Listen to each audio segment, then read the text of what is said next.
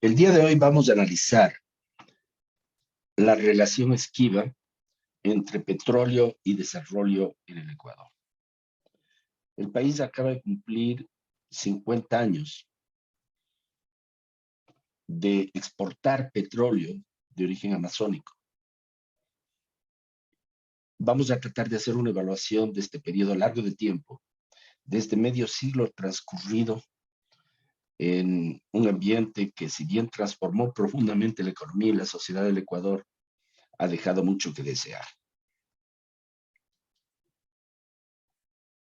Entonces, partamos del hecho de que en 1972 el Ecuador se convirtió en un exportador de petróleo amazónico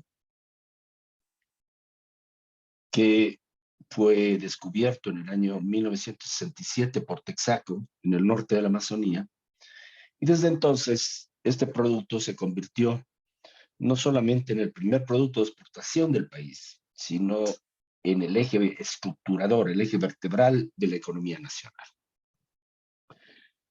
Cuando el general Rodríguez Lara inauguró el oleoducto que, atravesando el país, permitía las exportaciones de petróleo ecuatoriano al Pacífico, habló de la idea de sembrar el petróleo, de convertir las utilidades que recibía el Estado por el petróleo en el motor de la economía nacional, superando el subdesarrollo que históricamente ha afectado enormemente al país. No solamente el dictador Rodríguez Lara, en aquel entonces, sino toda la sociedad tenía grandes expectativas de que el Ecuador, utilizando adecuadamente sus recursos petroleros, podría alcanzar un nivel más avanzado en su proceso de desarrollo económico en una forma rápida y estable. La pregunta central que vamos a hacer es hasta qué punto esas expectativas se han convertido en realidad. ¿Cuáles han sido los problemas y los obstáculos que se han enfrentado? Indiscutiblemente, el petróleo transformó profundamente la sociedad ecuatoriana. Se ha acelerado enormemente el proceso de urbanización, se han ampliado los sectores medios, el Estado ha crecido de una manera muy significativa. Hay grandes obras de infraestructura que se han convertido en el periodo, no solamente vial, energética, la misma refinería de Esmeraldas, etc.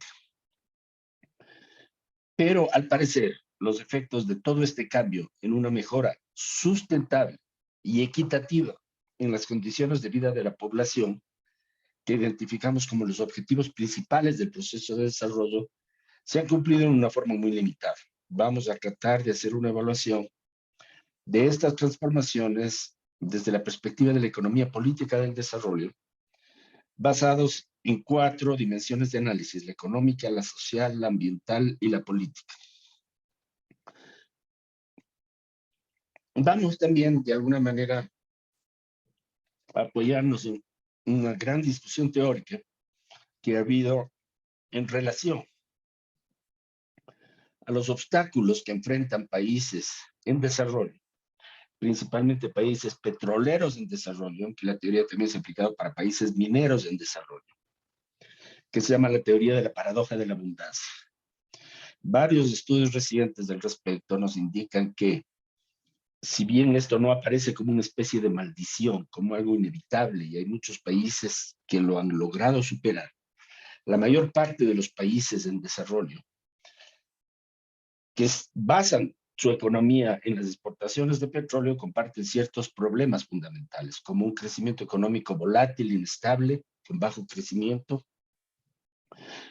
una mínima diversificación productiva, se convierten en países especializados en la extracción de un solo producto, el caso de Arabia Saudita, por ejemplo, elevados niveles de subempleo o desempleo, gobiernos autoritarios en lo político. Arabia Saudita, volviendo al caso, es un claro ejemplo, una monarquía, mínima institucionalidad democrática, altos niveles de corrupción que se presentan en muchos de estos casos.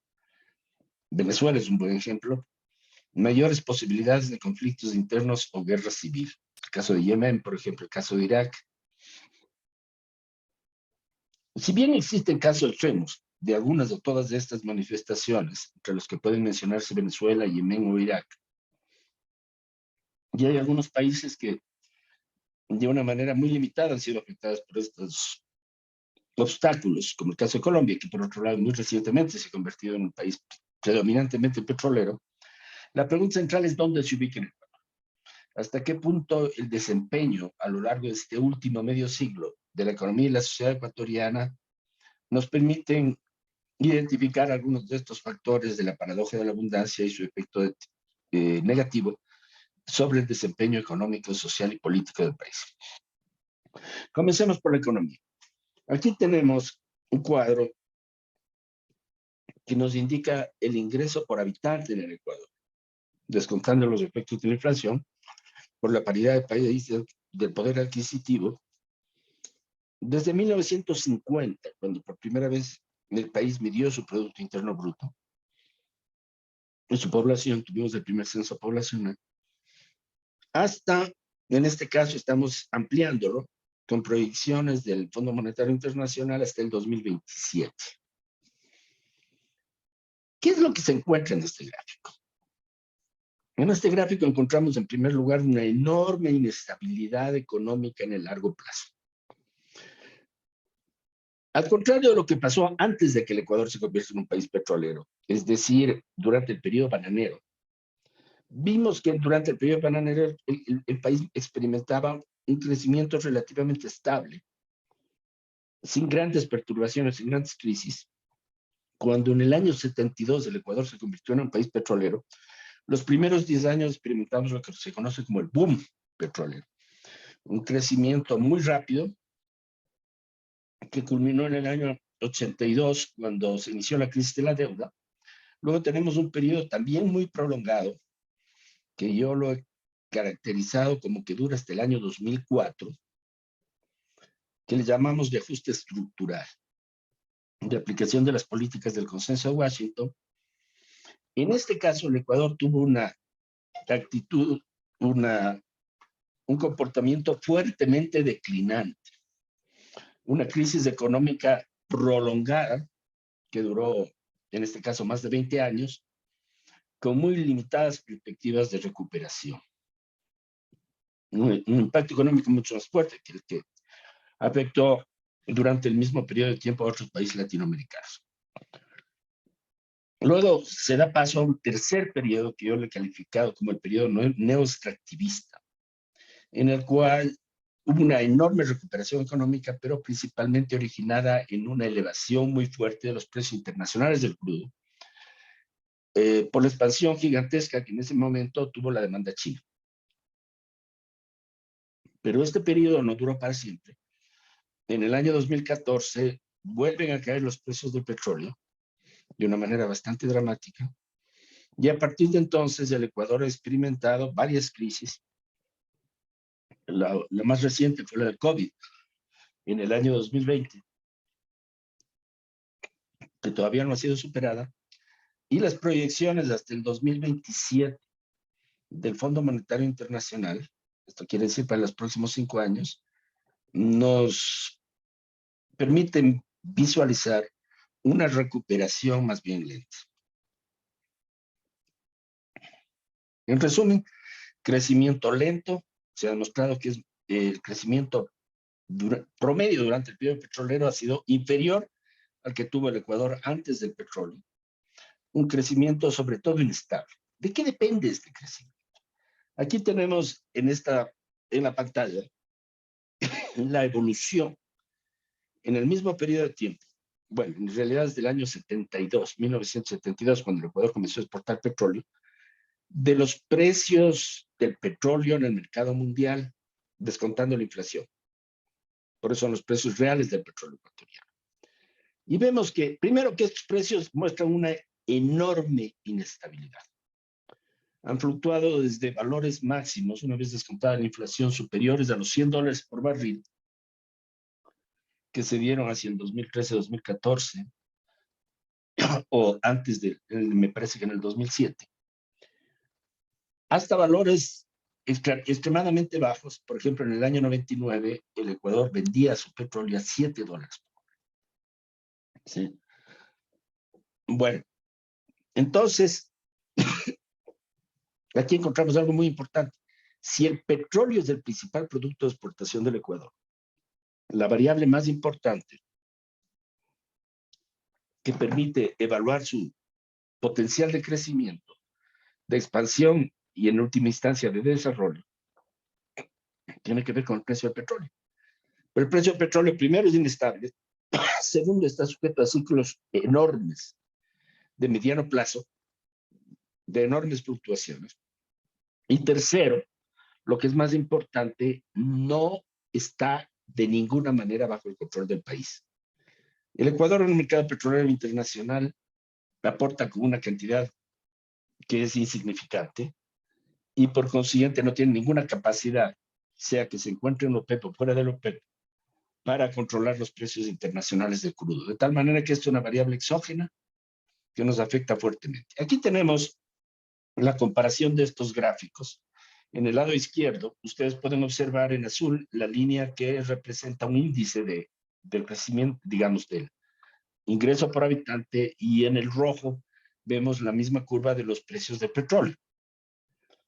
Lo que se observa claramente es que en los periodos de tiempo, por ejemplo, 72-82, el boom petrolero, cuando los precios del petróleo subieron muy fuertemente, la economía ecuatoriana se expandió. Y lo mismo ocurre más o menos entre el año 2000 y el 2014. Pero cuando el petróleo pasa por periodos de gran inestabilidad o fuertemente declinantes, como ocurrió a partir de 1985 hasta, por lo menos hasta el año 2000, entonces la economía ecuatoriana tiende a decrecer.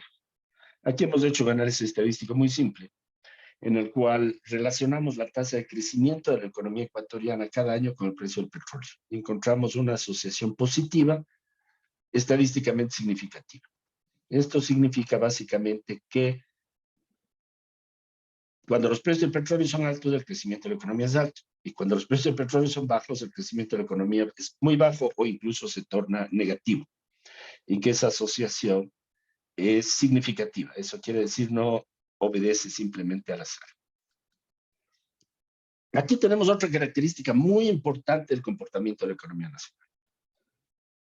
Desde hace mucho tiempo, principalmente desde los estudios de Raúl Previch sobre el subdesarrollo latinoamericano, se ha planteado la necesidad de que las economías latinoamericanas se diversifiquen. Son economías abiertas, pequeñas, cuya capacidad de crecimiento o de desarrollo, de mejora de las condiciones de vida, depende fundamentalmente de sus exportaciones. Y América Latina se ha caracterizado por el predominio de productos primarios en sus exportaciones. Si un país exporta pocos productos, sus posibilidades de desarrollo son mínimas en el largo plazo. Y este es el caso del Ecuador. Aquí estamos analizando la composición por productos principales de las exportaciones ecuatorianas desde 1970, antes del petróleo, hasta el 2019. Bueno, la parte gris del gráfico nos indica la participación del petróleo, que gruesamente representa como el 50% de las exportaciones totales, con alzas y bajas que dependen sobre todo de los precios. Luego tenemos algunos productos básicos, como son banano, que es el segundo producto de exportación del Ecuador, históricamente muy importante, desde 1948, que está representado en verde claro. En general, los productos de mar, que incluyen principalmente camarones, pescado congelado o enlatado, elaborado. Finalmente, hay un tercer grupo constituido por café, cacao, sus derivados y otros productos que son significativos como las flores. Bueno, tomando en cuenta todo eso, los productos mencionados tienden a representar aproximadamente el 80% de las exportaciones totales del Ecuador. Son todos productos primarios, lo cual es bastante preocupante. Y lo que se observa sobre todo es que no ha habido una tendencia sostenida a la diversificación. En los últimos años han aparecido dos frentes de diversificación importantes. El uno es el turismo, que no aparece en estos datos porque el Banco Central no reporta exportaciones de servicios, sino solo de bienes. Pero los datos disponibles de otras fuentes internacionales nos indican que el turismo ha ganado participación de una forma muy significativa, convirtiéndose tal vez en el tercer producto de exportación del Ecuador y con un crecimiento importante. Y el otro tiene que ver con la minería, que se está desarrollando en los últimos 2 o 3 años con cierto potencial de expansión. Pero aún tomando en cuenta todas esas cosas, podemos decir claramente que la diversificación de la economía nacional es muy pequeña. Eso en cuanto a las exportaciones. ¿Qué tal si hablamos de la estructura interna de nuestro país? Y aquí el Ecuador, como todos los países de América Latina, hizo un esfuerzo significativo, sobre todo a partir de la década de los 60 del siglo pasado, para su industrialización, por sustitución de importaciones, siguiendo la estrategia diseñada por la CEPAL. Bueno, aquí vemos la participación de la industria en el PIB, en el Producto Interno Bruto, según las cuentas nacionales del Banco Central, desde 1965 hasta 2019. Vemos que efectivamente, sobre todo a principios de los 70, el Ecuador incrementó de alguna manera hasta más o menos el año 82 la participación de la manufactura en el PIB, o sea, tuvo un proceso más o menos importante de industrialización. Pero después la participación de la industria se estancó y en los últimos 20 años tiende a declinar muy fuertemente. Esto significa básicamente que estamos en una situación muy similar a la del inicio. Esto quiere decir que tuvimos un proceso de industrialización seguido por un proceso de desindustrialización o de reprimarización de la economía, como ha ocurrido también en otros países latinoamericanos. Esto quiere decir que nuestra economía, en lugar de diversificarse, en general tiende a concentrarse en sectores vinculados con actividades extractivas. Esto es lo que se llama el extractivismo o el neoextractivismo. Esto evidentemente afecta negativamente el potencial futuro de la economía nacional. El segundo tema que es básico es que si un país de América Latina requiere superar la trampa del desarrollo, si un país de América Latina requiere avanzar, el elemento fundamental es que mejore la productividad del trabajo. Esto significa que aumente la tecnología, que la capacitación de los trabajadores se incremente, que se produzcan o exporten productos de alta tecnología.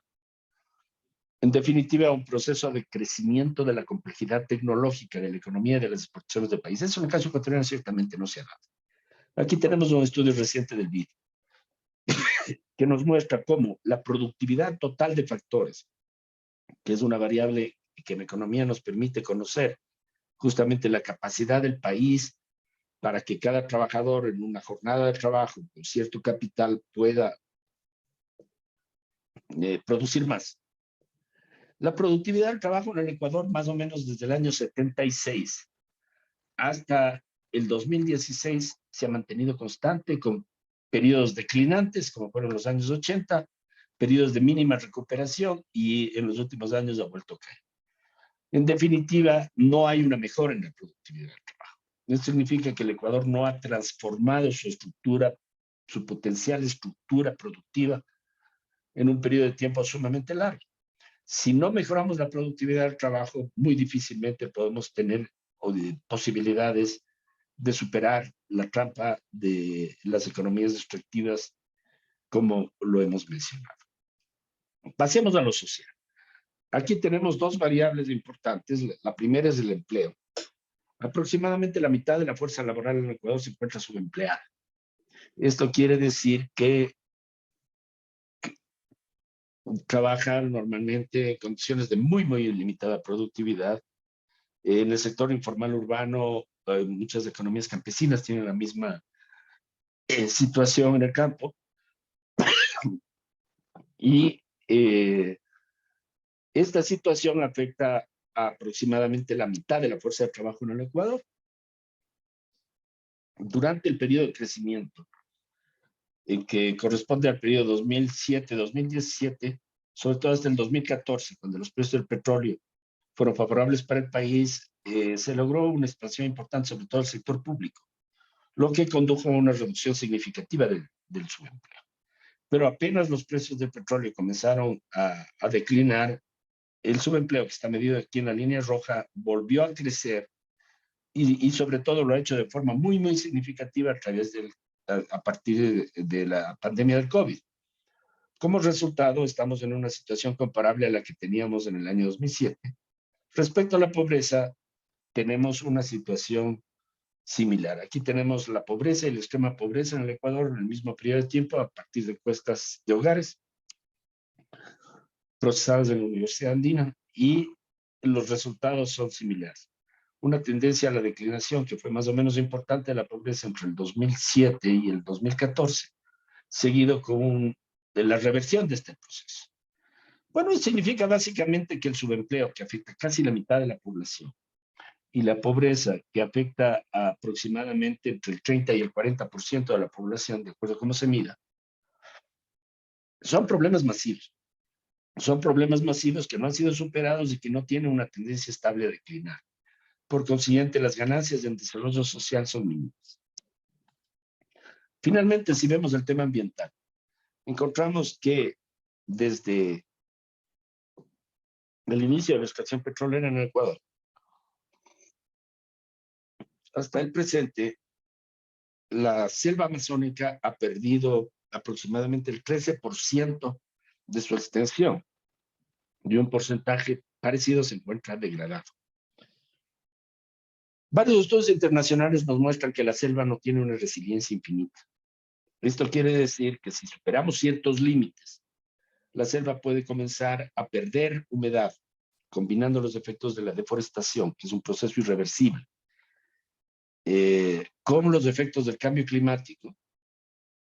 Es frágil y en algún momento determinado puede iniciar un proceso en el cual los árboles que conforman la selva no tienen suficiente humedad y comienzan a morir.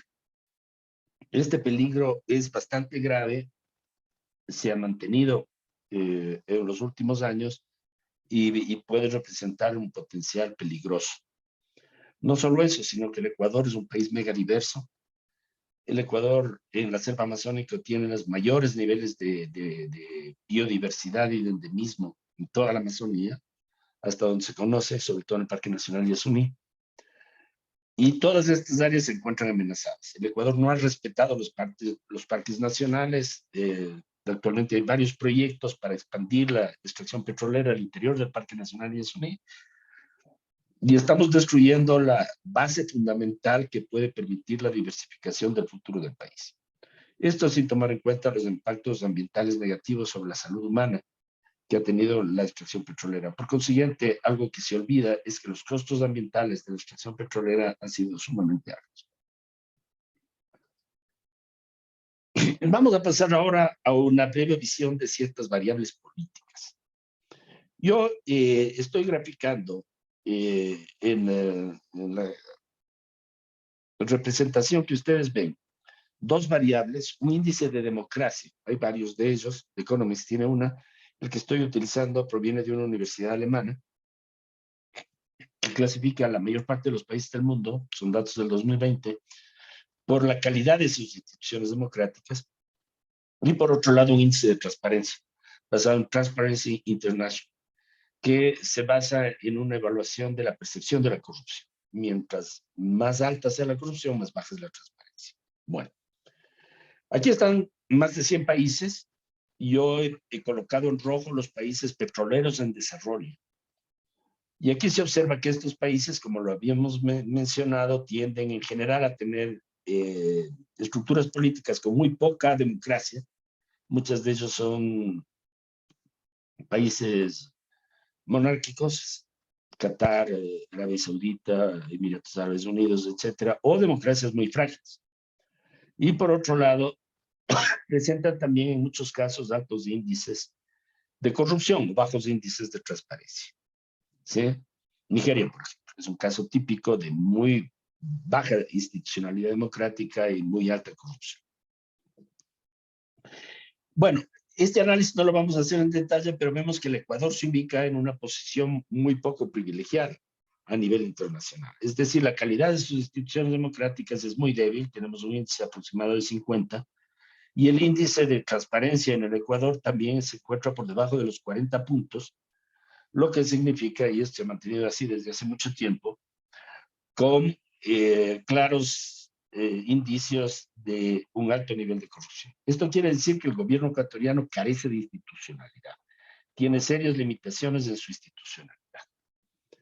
Entonces, sintetizando lo dicho hasta el momento, primero, el Ecuador ha experimentado un crecimiento económico inestable y bajo, con mínima diversificación productiva, declinante participación de la manufactura y tiende a quedar atrapado dentro de los límites del extractivismo.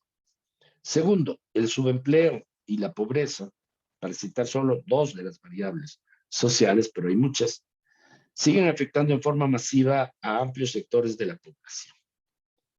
Tercero, los impactos ambientales del petróleo han sido grandes y ponen en peligro la existencia de la selva amazónica en el futuro, de tal manera que hemos perdido un patrimonio natural muy importante que ubica al país entre los mejores del mundo en términos de su biodiversidad. Cuarto, y esto es algo nuevo, las estrategias de diversificación económica emprendidas por los gobiernos en los últimos años, incluyendo la estrategia que planteó Correa de industrialización selectiva, la estrategia del actual gobierno, con políticas muy diferentes, basadas en principios neoliberales, y otros intentos en general han fracasado. Y el Ecuador se mantiene atrapado en el extractivismo y condenado a continuar basado su economía principalmente en petróleo y minería. El problema es que en ambos casos, y esto no lo vamos a desarrollar en esta exposición, pero es bastante conocido, las reservas de estas actividades, es decir, las reservas mineras y petroleras del Ecuador, pero en particular las reservas petroleras, son sumamente limitadas. Y tarde o temprano, probablemente en un periodo inferior a 10 años, el Ecuador dejará de ser un país exportador de petróleo, lo cual agrava mucho esta situación con perspectivas hacia el futuro. El objetivo básico de esta presentación es mostrar el potencial de diversificación limitado que tiene el Ecuador para superar esta situación.